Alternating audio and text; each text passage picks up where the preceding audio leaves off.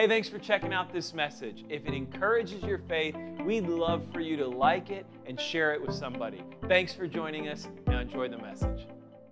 Best sermon ever. We are going to accelerate this thing because we have to finish by August 22. So you're going to notice we're going to really push the gas on these messages, which is going to be great. I think this is message 5 or 6, and the best sermon ever, I said summer, but the best sermon ever is Jesus' sermon, Matthew 5 through 7. It's the Sermon on the Mount. It is how do you be a great follower of Jesus? What does that look like? What are the characters? The Beatitudes are the Christian ethos. It's our ethic. What do we look like? How do we live? Salt and light is the result. What are we supposed to be in the world? You are the light of the world. You are the salt of the earth. And then Jesus, the rest of Matthew chapter 5, he gives us 6 examples of what this actually looks like. And he says, here are your 6 examples. And he gives them, and he phrases them in such a way where, we'll get to that here in a minute. Let me tell you what I did last week. 2 weeks ago, we did anger, revenge, and enemies, right? This week, we're talking about adultery, divorce, and oaths. Yeah, that is exactly how I expected you to react. Exactly. Right? Faith, hope, and love, but the greatest of these is love. No, let's dive right in. Adultery, divorce, and oaths. Let's go. I'm going to need you to give me a little more of my mic because it's going to get really, really quiet in this place. But it shouldn't. It shouldn't. Hear me. Listen to this. 2 Corinthians 3, verse 6. It said, he has made us competent as ministers of a new covenant, not of the letter, but of the Spirit. Listen to this. For the letter kills, but the Spirit gives life. The letter of the law kills you, but the Spirit the Spirit revives you. So for those of you that heard the word adultery or divorce or oaths, and you began, oaths is integrity of your word, and you began sinking down in your seat, you got really uncomfortable. Your heart started to beat a little more. You started to feel sick to your stomach. You're watching online and you're like, oh my goodness, should I go watch another church? I don't want to feel this right now. I don't want to experience this right now. You're uncomfortable. You're not like, I don't want to go. That is the letter of the law killing your spirit right now. It's exactly what Jesus is coming against. Is the letter of the law that kills. The Spirit gives life. The law's purpose was to reveal sin. That's what the law's purpose was. The law was to reveal sin. The Spirit is what heals sin. You better post that before I steal it. The letter of the law reveals the sin. That was the whole purpose of it. The Spirit revives it. It heals it. It transforms you. And so what are we going to do when we pursue these 3 things? In fact, Jesus is the one who set this up. So he gives us these 6 examples, and in every example, he says, you have heard that it was said. This is what the rabbis taught. This is the letter of the law that you have heard. But I say to you, it's a contradiction. Every time, you have heard that it was said, but I say to you, you have been taught this, but let me challenge it and give you the spirit of it. You have heard that it was said is the letter of the law. It's the rabbi's teaching of the day. But I tell you is Jesus' fulfillment. It's the spirit of the law that brings life, okay? We have to do such an intentional job to not walk through these things looking for laws, looking for rules. It's our first tendency.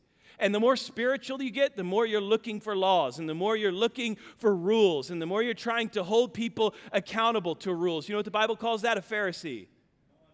Someone who is just religiously rigid and always looking to point the finger at somebody. And yet, what does Jesus ask us to embrace? The faith of a child.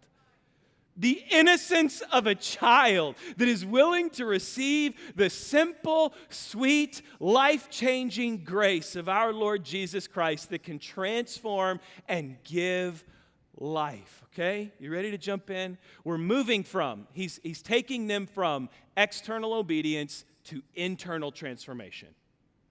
In other words, he's saying, you have heard, that's external obedience, but I tell you, this is what changes your heart. Let me illustrate that principle for you.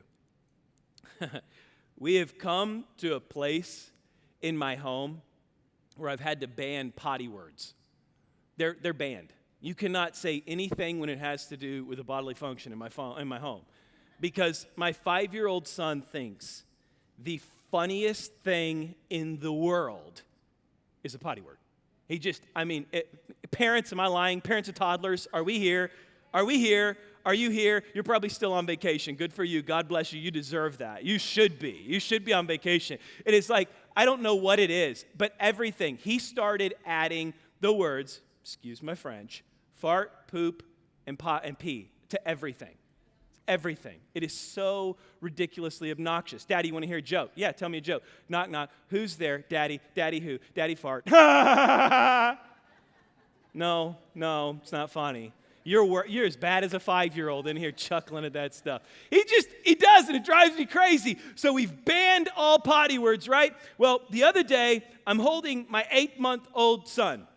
And this guy, absolutely, this is another one, parents of newborns. What is it that allows these babies to explode with such velocity? It's the most ridiculous thing. My son, it's like he's hooked up to an air compressor. Like, the amount of PSI that he generates is unbelievable. Out both sides, up his back, and it is like one hard, and then it's just everywhere, and he's this big. I'm like, what is happening in his body? How does that work? And so he explodes out both sides. It's on my shirt, it's on my arm, it's up his back, and it's on my shoulder up here. And I said, Canaan, go get your mom. Zadok just pooped all over me. And he said, Daddy, we don't say potty words. And I said, no, listen, Daddy can say potty words, so you go and tell Mom I need her right now. And he said, well, why can Daddy say potty words, but I can't say potty words? And I said, listen, because I'm the adult, you're the kid, go right now, you're not saying potty words, go tell your mother, Zadok pooped all over me and I need her help now. And he said, well, I can't tell Mommy because I can't say potty words. Letter of the law, right? I'm sitting here explaining to him, I got poop all over me, and an 8-month-old crying. I think I was trying to work in my office. It was just an absolute disaster. And I'm like, listen, bud, the reason you can't say potty words is because you don't use them properly, right? They're not part of knock-knock jokes. They're actually, if you have to, you tell us and we will help you get to the proper facility and everything else. But I found myself exactly where Jesus was, trying to explain the difference between the letter of the law and the spirit of the law. The letter of the law is you will never utter another word like that again. The spirit of the law is there are words to be used in context. Don't use them out of context. It's awkward and it's uncomfortable for adults. I know you don't get that at 5, but please don't do it in public, right? It's like there is a difference in spirit and letter, and it's where Jesus goes every single time. We have to embrace. I have been personally challenged. We have to embrace the spirit of the law that gives life and not the letter of the law that kills. You're going to see this. Okay, number 1, adultery. Matthew 5:27-30 says, you have heard that it was said, you shall not commit adultery. That's Exodus 20, verse 14. But I tell you that anyone who looks at a woman lustfully has already committed adultery with her in his heart. Verse 29, if your right eye causes you to stumble, gouge it out and throw it away. It is better for you to lose one part of your body than for your whole body to be thrown into hell. Verse 30, and if your right hand causes you to stumble, cut it off and throw it away. It is better for you to lose one part of your body than your body, your entire body, whole body, to go into hell. Listen, we're talking about the spirit of the law here, okay? We start making rules about this, and there was actually a group of people in a foreign country, I can't remember where it was, but I read a news story, who were cutting their arms off and popping their eyes out because they read this and they were taking this letter of the law, and they were just hacking themselves up. It's like, I don't know if you've seen Saw. I've seen the first one. I couldn't stomach the last two. If you know, you know, I guess. I mean, it's like, I'm not taking a hacksaw and cutting my leg off, right? But you have to catch the illustration of what Jesus is giving here. He is saying, and he's saying it with intensity. He's saying, listen, it is not just look, but don't touch. It is, if this is entering into your heart, it's entering into your eyes, it's entering into your thoughts, it should be such an intense rebuke inside of you that you should be saying, I want to pop my eyes out before I look at that again. I want to cut my arm off before I touch that. I don't want to go there. But they were interpreting letter of the law, and it was causing all of these challenges with purity. I will never forget. I remember I was a 13-year-old boy.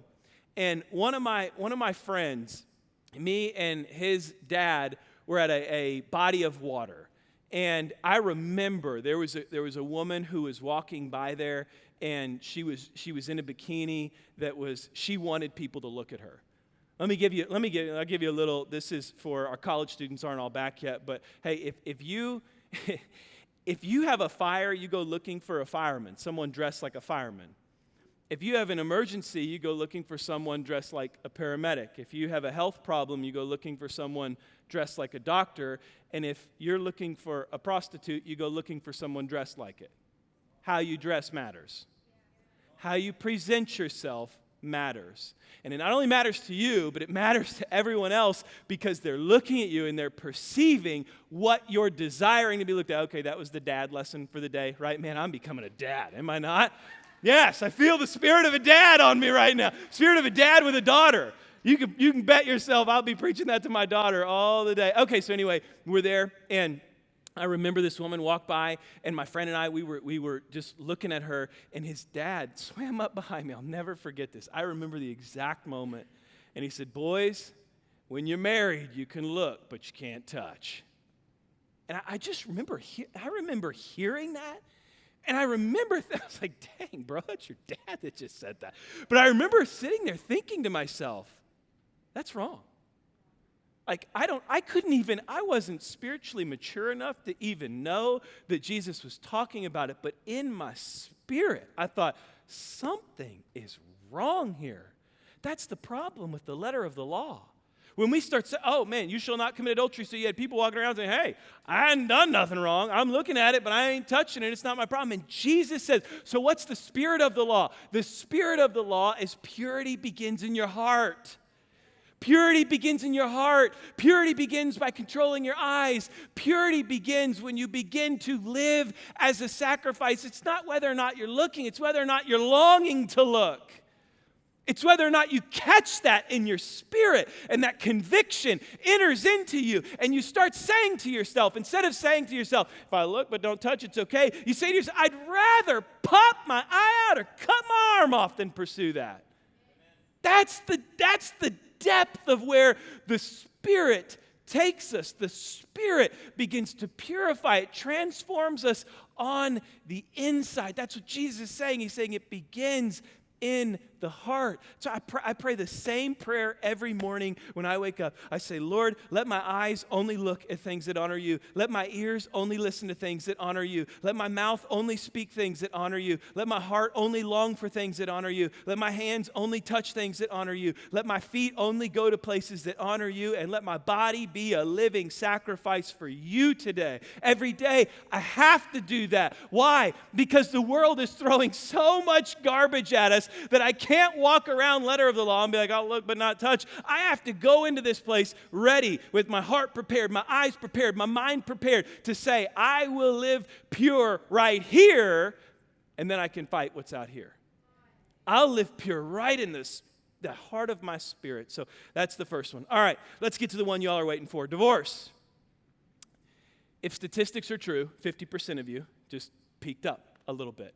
and if they're true, and like us and everybody else, everybody in some way, shape, or form has been impacted by divorce. Let me read you what Jesus says. Matthew 5:31-32. It says, "It has been said, anyone who divorces his wife must give her a certificate of divorce.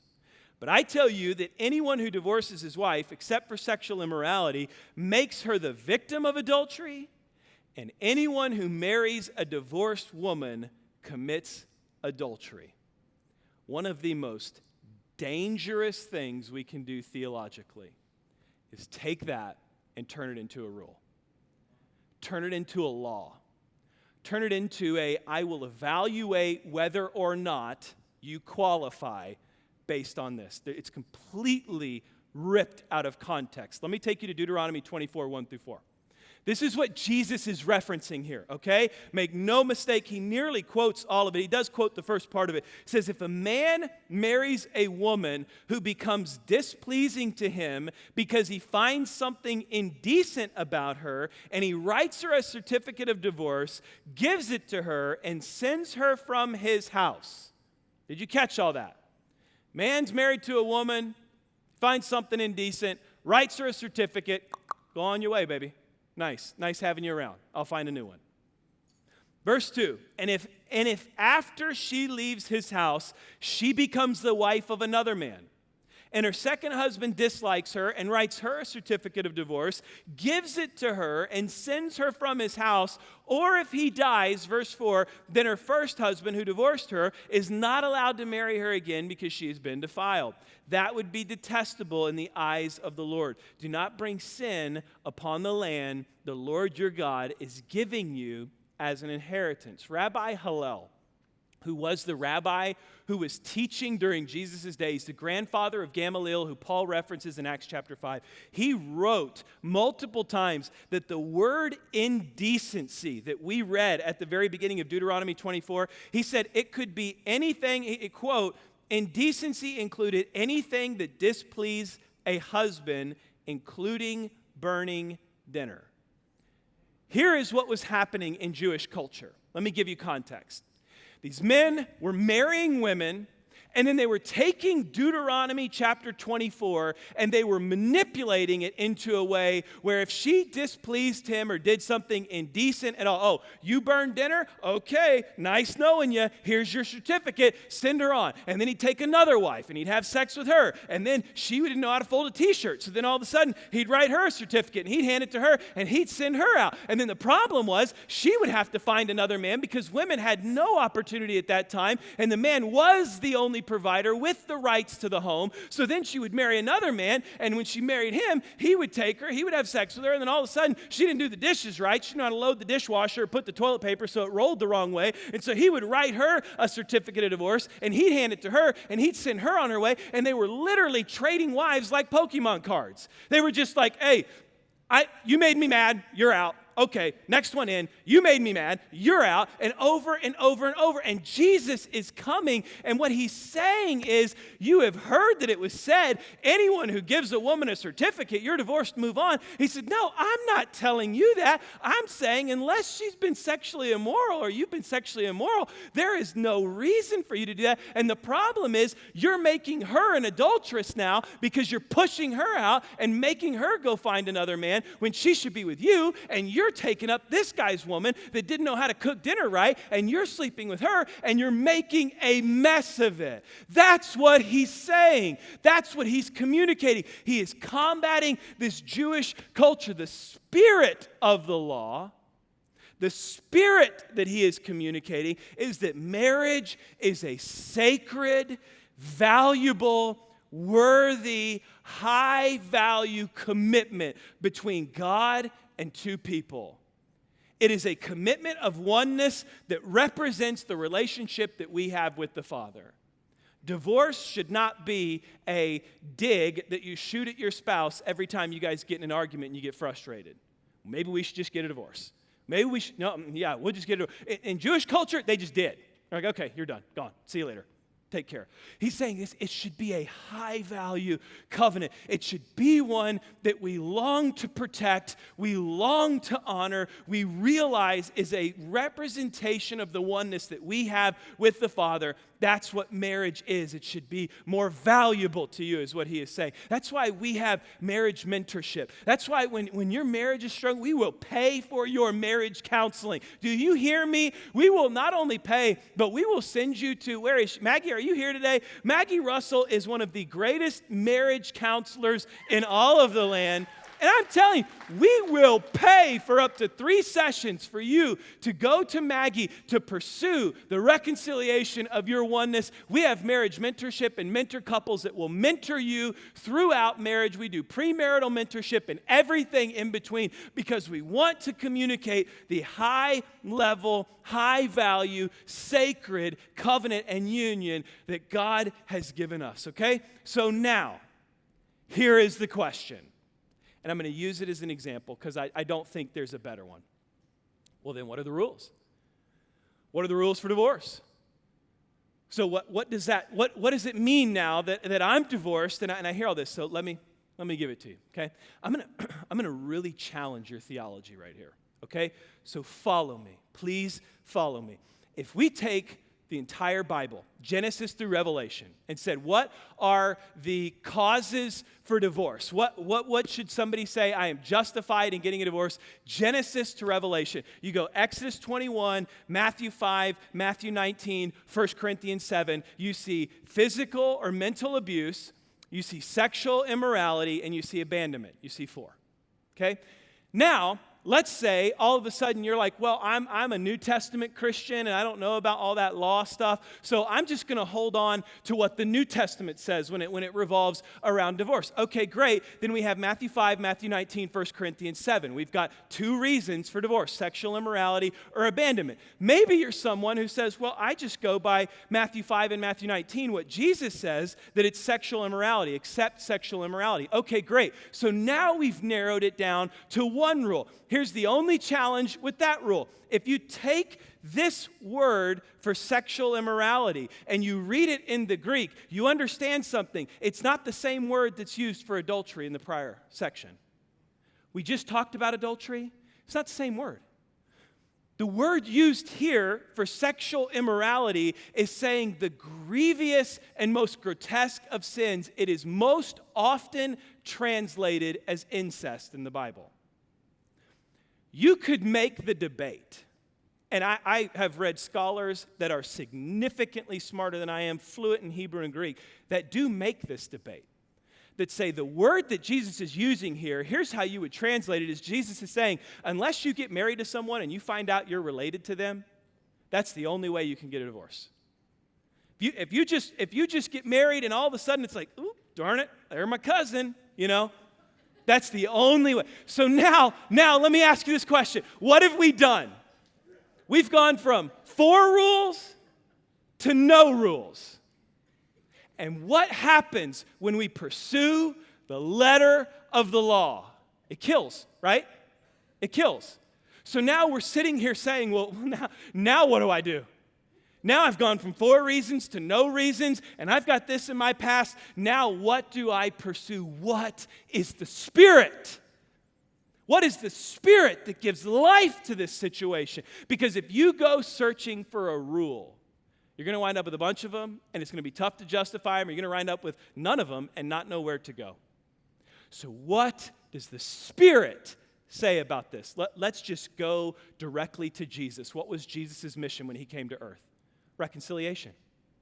It was reconciliation. What did Jesus come to do? To reconcile all mankind to God through death, burial, and resurrection. Jesus is our Savior, and salvation is reconciliation. 1 Corinthians chapter 15. Jesus came for reconciliation. So when we go to Jesus and we say, okay, how should we handle divorce? The first thing that I'm going to say, if you come to me and say, hey, I'm ready to get a divorce, I'm going to say, have you pursued reconciliation? Have you pursued reconciliation? Have you done everything you can to reconcile? Can we pay for your counseling? Can we get you set up with marriage mentorship? I'm going to pray over you. I'll meet with you if you want to meet with me, but Maggie's a better counselor than I am. But whatever we can do, can we help you with reconciliation? It's the first thing we pursue. Now, what do we see from Jesus after the desire for reconciliation? What do Calvin and Luther say? They say it is irresistible grace. Irresistible grace. So we desperately pursue reconciliation. And when reconciliation doesn't happen and divorce happens, how do we respond? With grace, the same grace that Jesus Christ has for us. We love with radical grace. We surround with radical grace. We pray with radical grace. Let me give you 2 examples from Scripture. John chapter 4, woman at the well. She comes to Jesus. Jesus says, woman, get me a drink. She said, get yourself a drink. And he said, if you knew who asked you for a drink, you would ask me for living water, and I would give you living water. And she said, okay, I'm in. Give me a drink. And he said, okay, go call your husband and come back to me. And she says to him, I don't have a husband. And you know what Jesus says? Jesus says, you're right in saying you don't have a husband. You've had 5, and the man you're with now isn't even your husband. And she said, Lord, my God, it's the Messiah. It's the man who told me everything I ever needed to know. And she said, go and tell. He said, go and tell. And she went and she told, and the disciples said, what on earth were you doing talking to that woman? You know, that woman, oh man, she's had 5 marriages. What on earth are you doing talking to her? Like, oh, she's a mess. And Jesus said, look at her. The fields are ripe for harvest, but you're not ready. But she was. But he commissioned her, and he used her as an example. I talk with divorced people all the time that think for some reason, because they've been divorced, they have no future.